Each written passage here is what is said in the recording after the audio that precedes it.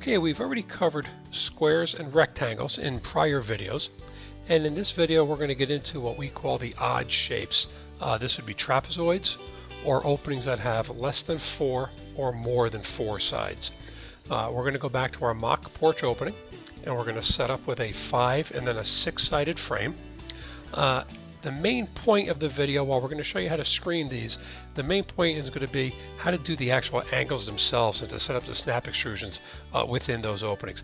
And once you see it demonstrated on both of the openings that we show, it's pretty much the same theory on all openings, no matter how many sides there are involved. And you should find it pretty simple. Now we've set up our mock opening with a 5th side. And believe it or not, this shape is actually pretty common in a lot of porches. But as far as the snap extrusion goes, your corners are pretty much set up exactly as was shown in other videos. And if you wanted to miter these, you could, but in this case we're just going to do the butt connection. And where people tend to get confused is up top with the 5th side. And here you're going to do the exact same thing you did in the other corners, except you're going to angle the extrusion so everything fits together nicely. And of course you're going to leave your gaps as we've instructed prior. And screening this, we're going to buzz through it pretty quick because you can watch screening in another video. But as far as screening goes, it's pretty much straightforward. You're going to do the top as you would any other opening first. And you'll see this done here.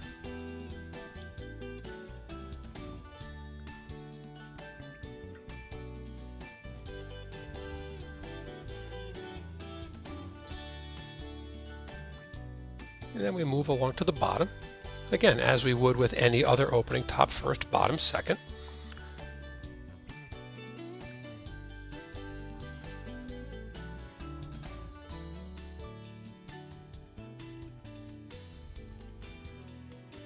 And then our prime hand side. And last, our non-prime hand side. And we're not going to waste your time showing you how to trim this. You've seen this before, and that's pretty much straightforward. What we want to get into now is the finished corners, because people tend to get confused on, with a butt corner, how you continue the spline through the intersection. But if you notice here, what you do is you take the spline and you end it at the end of the extrusion, and you jump the screen, and then continue the spline on the next piece of snap.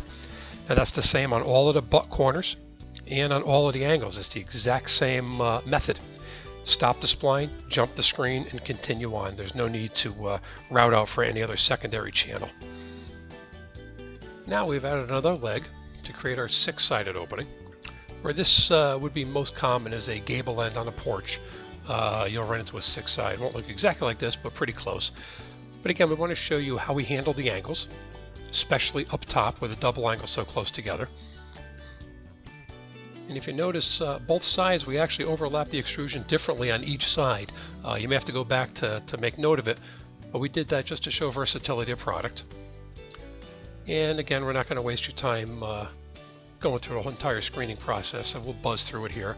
But we did want to show you that even with a shape like this, the theory is still the same. Top first, bottom second.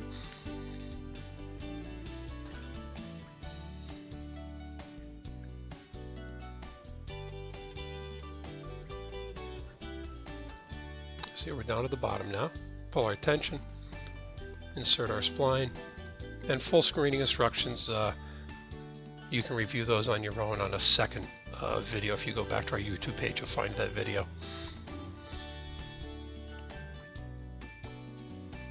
Again, prime hand side, then non-prime hand side. And we're not going to go over the trimming or anything. We want to show the finished product with the jumping of the screen again on all of the joints. And you can see here, just like you showed before, you're going to end the spline on each snap extrusion and jump the screen. Even up top on the smallest section here, same theory. End the spline and then jump the screen.